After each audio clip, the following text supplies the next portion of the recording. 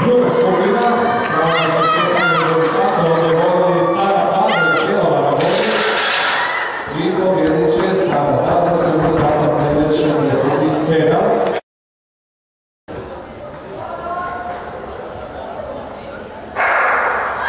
Treća skupina, Bana Šešina, uvjerljivo vodi u prvoj stazi, Barnjak u cilju 9.83.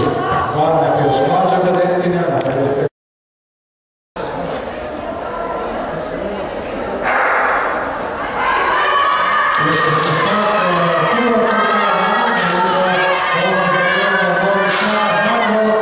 I Zadar,